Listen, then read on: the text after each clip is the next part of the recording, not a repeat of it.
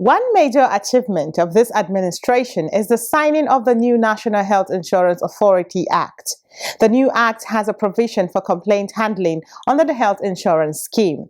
In order to ensure that this provision is well understood, the NHIA, through its enforcement department, organized a two-day workshop in September 2022 to understudy and harness practices from other regulatory agencies within the country.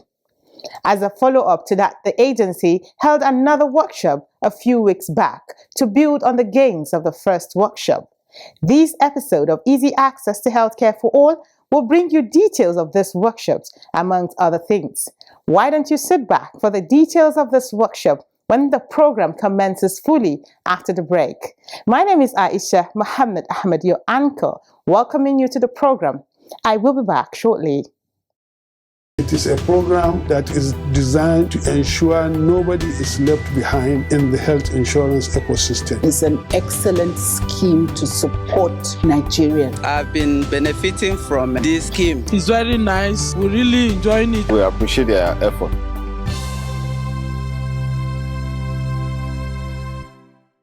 First on the program is a highlight of events around the National Health Insurance Authority. In the news, NHIA inaugurates Committee for Development of its operational guidelines, just as the agency sensitizes staff on code of conduct. Keep watching for details.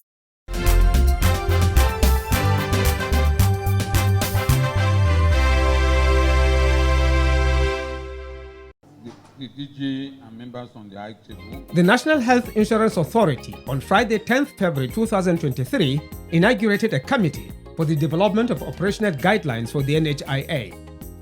The objective of the development was to review the extant operational guidelines 2012 to develop NHIA operational guidelines in alignment with the NHIA Act 2022 and to itemize operational principles for the implementation of the NHIA Act 2022, as well as to develop strategies for the transfer of knowledge of the content and context of the NHIA Act 2022. Innovative financing. Speaking at the event, Professor Nasir Mohammed Sambo, Director General NHIA, described the review as necessary. So this committee that we are inaugurating today is going to work to develop a revised guideline. We call it a revised guideline because we already have a guideline with respect to the other law. But now with the modification of the law, we now have to look at the guideline and see, we now have to look at the law and see how we can improve or review our guidelines. So this activity that this committee is going to do is not a simple task, because as a young man, I was part and parcel of developing the initial guideline. I know how difficult it is, because revising the guideline will entail you to read all the content of the law very clearly, so that whatever you are putting in the guideline will not be in contravention with what is obtained in the law. While speaking at the event, Dr. Yakubu Agada Amade, General Manager, Standards and Quality Assurance Department of the NHIA, said the committee and its assignment will help the NHIA work towards the attainment of the universal health coverage. This is a major step forward towards the achievement of universal health coverage in Nigeria. Like you are aware, the President of Federal Republic of Nigeria, General Mohammed Buhari, signed the NHIA 2022 Act into law on May 19, 2022. And so with that signing on to the law, it became imperative for NHIA to implement those laws. And one of the major first step strategy for implementing that law is to have the operational guidelines. Operational guidelines are secondary laws that tends to implement the primary law, which is the NHIA law of 2022.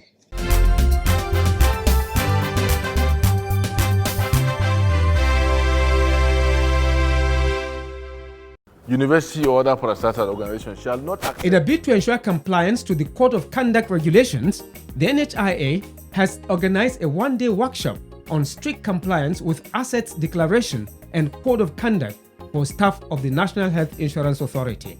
The event brought in members of top management as well as their deputies.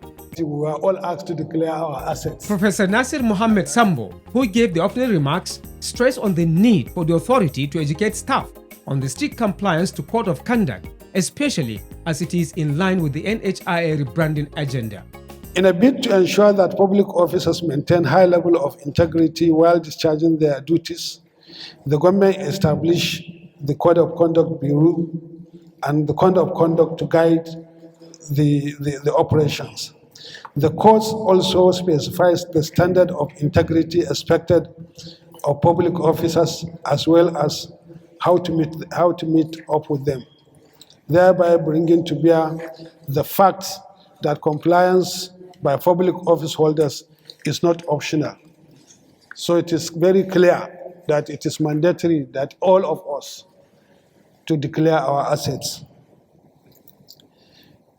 This quest for declaration of assets has to do with ensuring transparency and accountability, which is one of the cardinal pillars of our rebranding the National Health Insurance Authority.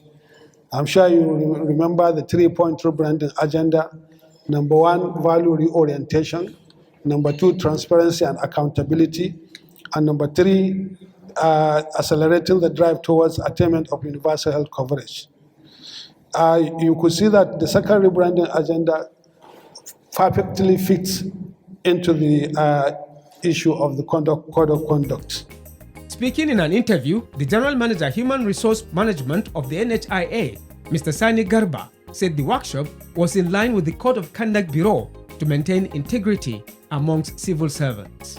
The Code of Conduct Bureau was established based on the provision of Section 153 of the 1999 Nigerian Constitution, where it was provided that for every public servant from grade level 3 to level 17, as public service officer and all political appointees, they must declare their asset intermittently after every 4 years for the civil servants, and then for the appointees from the beginning of their term and at the end of their term, to ensure that there is some level of decorum, sanity, and integrity in the conduct of public service or public officers while they are in the office.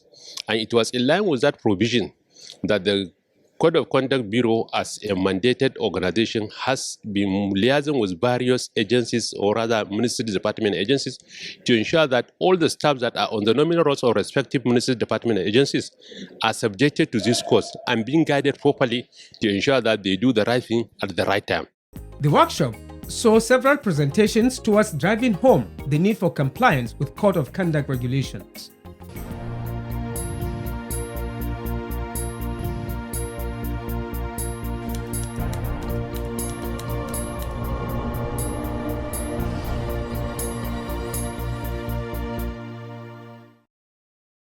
Welcome back.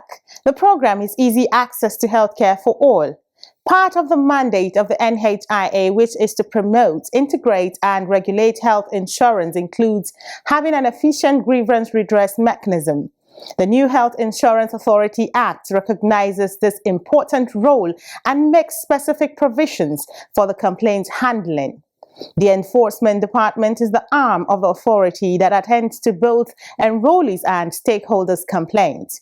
In order to strengthen its efficiency across board, it's been having workshops for staff from state and zonal officers on the grievance and redress mechanism protocols. Our next segment, Issues Around the NHIA, will bring you details of its most recent workshop held in Abuja. Do keep watching.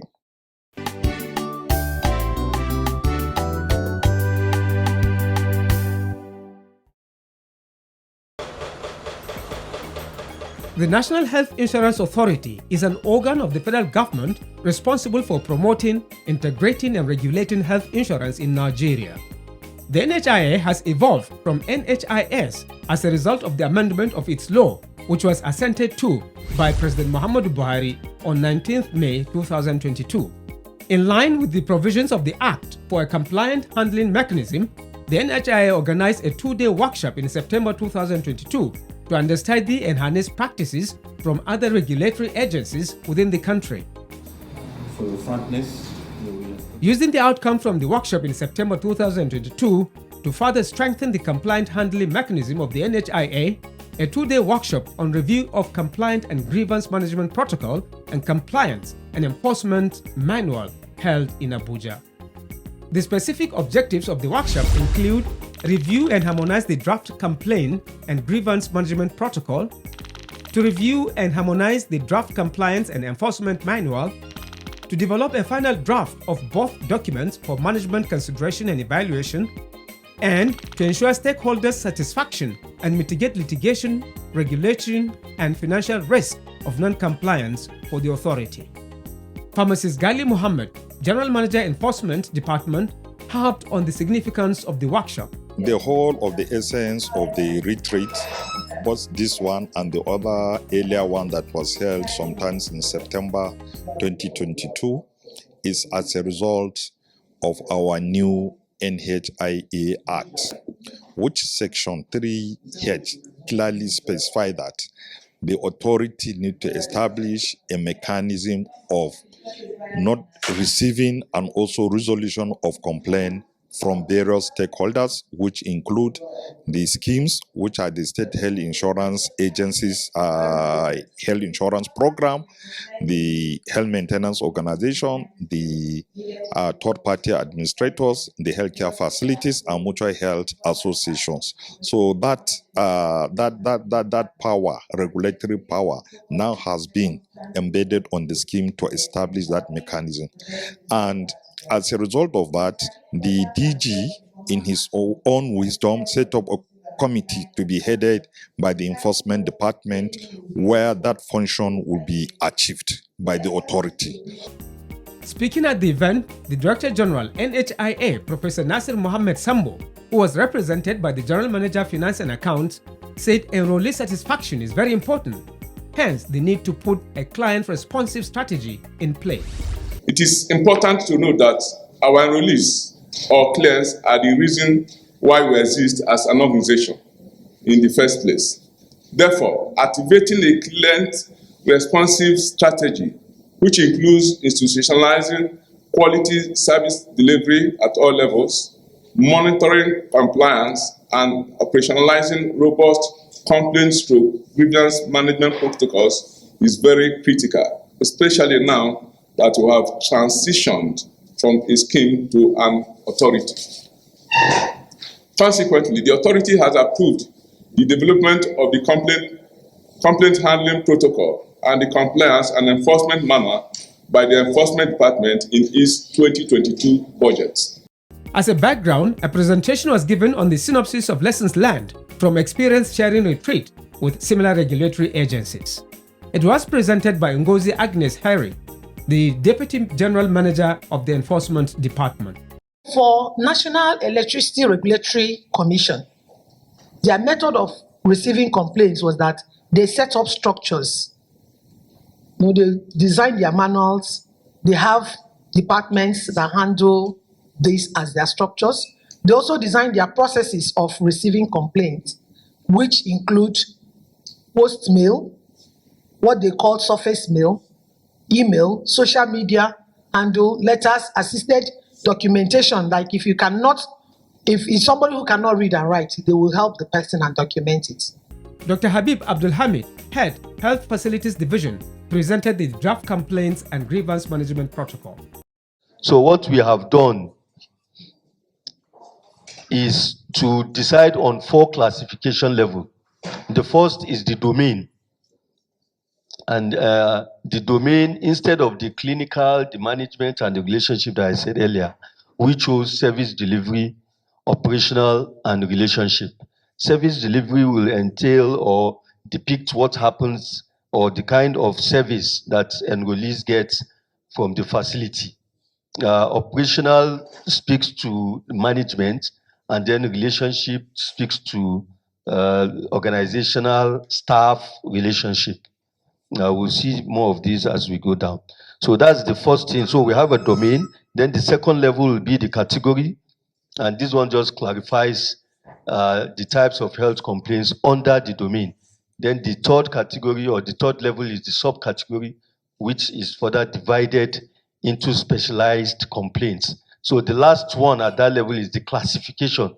So it's this one now that is the real complaint issue. Speaking during interviews, some officers who made presentations highlighted the significance of the document and how it will enhance service delivery within the health insurance space. This document, the complaint and grievance management protocol and the compliance and enforcement manual, we've actually started developing them even before the assent to the act. So we were happy when the act was assented to, because we felt a lot of the things that were captured in there, especially with respect to the enhanced regulatory function that the act has imposed on us. These documents are only now bringing out those responsibilities and roles that the authority will have to carry out. The impact of this document on the enforcement department is that we are setting up the structure of enforcement. Inside it also, we are setting up the process of enforcement, making it easier that it's not just about the people that are there now. Tomorrow we might leave and some other people will come and be in enforcement.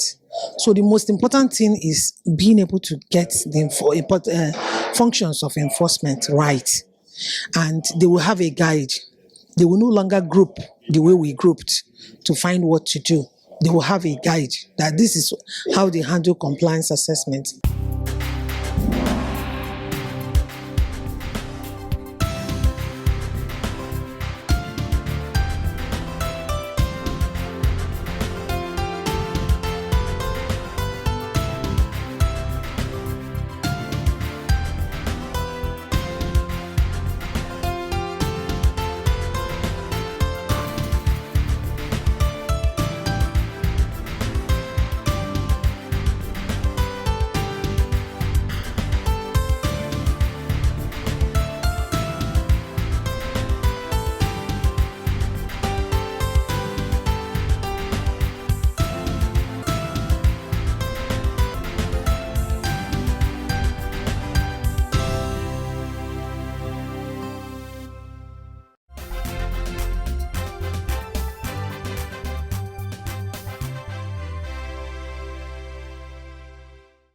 Easy access to healthcare continues with our stakeholders segment, where we get the views and opinions of stakeholders on health insurance, the NHIA, and the journey towards universal health coverage. Today, we bring you an interview with Dr. Fabong Jim Chang, Director General, Plateau State Healthcare Contributory Management Agency. He says the new act is timely and will strengthen health insurance in Nigeria. It's a welcome development for the people of Nigeria and for us in the health insurance ecosystem, because the law, as it were, was long overweighted and is long overdue. So with the assent of the president to the law, it makes it a lot easier for us to achieve universal health coverage in Nigeria now. He explains further on the implication of the Act on state health insurance agencies and the NHIA. Formally, the act in place did not make it mandatory for Nigerians to participate in the scheme. And then we have quite a number of state social health insurance agencies whose law made it mandatory. But at that level, we do not have a law up there that regulates the activities of health insurance in the country.